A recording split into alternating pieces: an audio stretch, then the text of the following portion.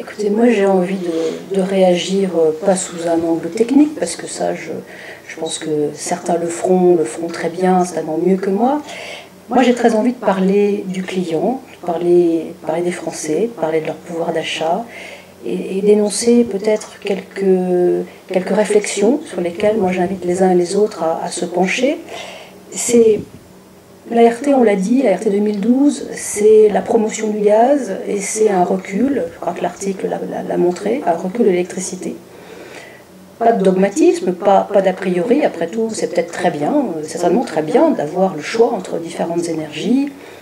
Peut-être que l'électricité aujourd'hui cristallise un certain nombre d'oppositions, il faut y réfléchir, il faut prendre le temps.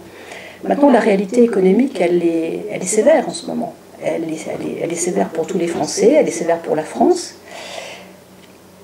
Quelle est la réalité pour la France? En fait, c'est qu'on a des importations de gaz qui pèsent de plus en plus lourd sur le sol de la balance commerciale. C'est près de 13 milliards aujourd'hui, le poids des importations de gaz.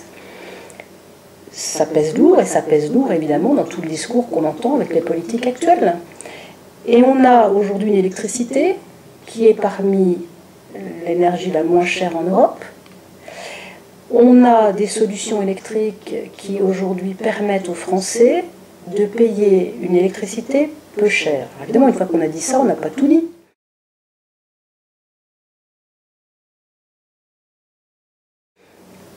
Qu'est-ce qui est important? C'est qu'aujourd'hui, les Français puissent avoir le choix d'équiper leur logement d'équipements performants, et on a en France des industriels qui sont des leaders, qui permettent de trouver des convecteurs de grande qualité pour un prix qui est raisonnable.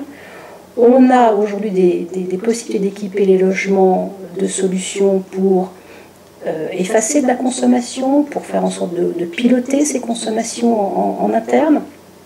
Bien sûr, il faut que les clients, les Français, s'approprient leur énergie, s'approprient la volonté de piloter tout ça et de devenir des acteurs. Et on l'a suffisamment dit, des consommateurs. Donc je ne vais pas insister. Il y a tout un travail aujourd'hui des associations de consommateurs, du régulateur, des pouvoirs publics. Et il faut que les Français rentrent dans cette appropriation des enjeux énergétiques. Je crois qu'ils le font déjà très bien, mais il faut continuer à le faire. Et puis on a une énergie qui est peu chère. Alors, est-ce qu'il faut aujourd'hui encourager une réglementation thermique qui pénalise, dans le secteur de la construction, du neuf, qui pénalise des solutions énergétiques qui sont peu onéreuses, qui sont finalement assez favorables aux consommateurs, au nom d'un certain dogmatisme, une certaine idéologie contre une énergie historique? Je ne donnerai pas la réponse, mais je pense qu'il faut qu'on réfléchisse à des solutions qui permettent aujourd'hui à un client de traverser cette crise économique qui est durable, qui permettent de réfléchir à des solutions pérennes. Est-ce que c'est bien raisonnable de se lier à des importations de gaz, sachant que la France n'est pas producteur de gaz? Est-ce que c'est bien raisonnable de se lier à des pays étrangers qui peuvent effectivement changer du soir au matin leur politique d'approvisionnement? Il n'appartient pas d'y répondre, mais encore une fois, je pose des questions. Mais ce que je vois, c'est que l'électricité, aujourd'hui, permet d'offrir un confort certain. On ne va peut-être pas rappeler que l'électricité a permis quand même à des millions de Français, il y a quelques dizaines d'années, d'avoir accès à un confort. Ce n'est pas complètement négligeable. Ce sera encore le cas demain avec des appareils de plus en plus performants. Est-ce que c'est bien raisonnable de se priver de solutions électriques peu chères dans des logements collectifs, mais aussi en maison individuelle? Est-ce que tout ceci est bien dans l'intérêt des clients? Moi, j'invite l'ensemble des Français, des consommateurs, à se poser les bonnes questions, à refuser le dogmatisme, à refuser l'idéologie, et puis à regarder ce que demain peut être l'avenir de la France, leur propre avenir énergétique, et à faire les bons choix.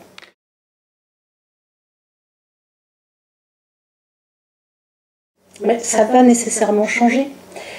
Aujourd'hui, le client, il attend d'un fournisseur, qu'il soit EDF ou qu'il soit quelqu'un d'autre. Là, encore une fois, là-dessus, je crois que l'ensemble des fournisseurs d'énergie revoit sa compréhension des attentes des clients. Revoit aussi ce qu'est un fournisseur d'ailleurs d'énergie, parce que ce n'est pas nécessairement un fournisseur d'électrons ou de molécules pour le gaz.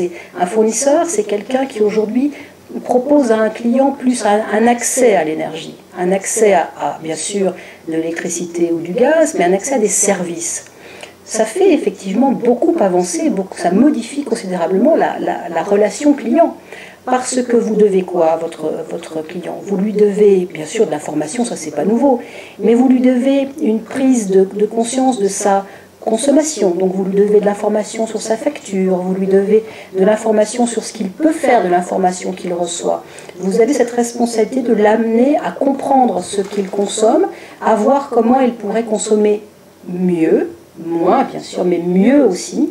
Et donc vous avez là une nouvelle période qui s'ouvre pour les fournisseurs de redéfinition, d'approfondissement de la relation client. Tous les fournisseurs le disent. Il y a des travaux très intéressants qui ont été menés d'ailleurs avec le Conseil national de la consommation. Ça va se poursuivre. Il y a une tendance lourde aujourd'hui à l'information, à la protection du client. Tous les fournisseurs l'ont bien compris et s'engagent dans une politique de satisfaction accrue de la relation client.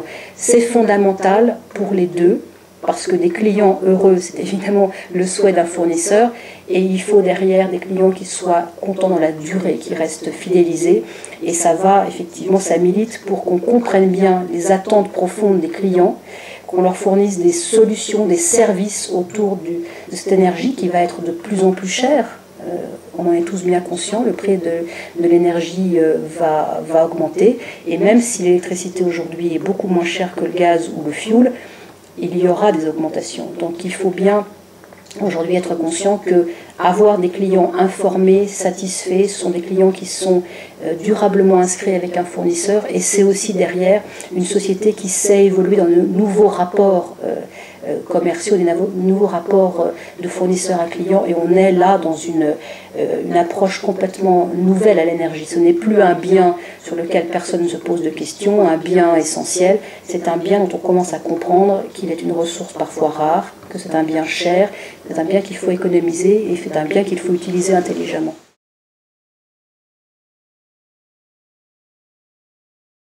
Ce stade-là, c'est que bien évidemment, EDF s'inscrit dans le cadre d'un mix énergétique en accord avec les pouvoirs publics et les orientations du président de la République.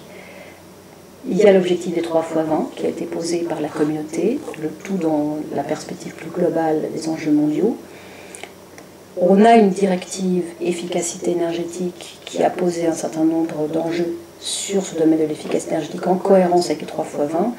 Ce qu'on mesure bien, c'est la réaction des associations de consommateurs dans le cas des différents groupes de travail auxquels EDF peut participer, que ce soit au Conseil national de la consommation, que ce soit dans les groupes de travail sous l'égide de la CRE. Il y a un certain nombre d'éléments, d'indicateurs qui permettent effectivement de bien mesurer la satisfaction des consommateurs à l'évolution de ce type de rapport. On n'est pas au bout du chemin.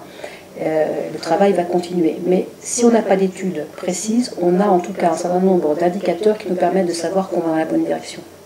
D'accord. Bon, bah super. Vous voulez rajouter quelque chose? Non. Merci beaucoup.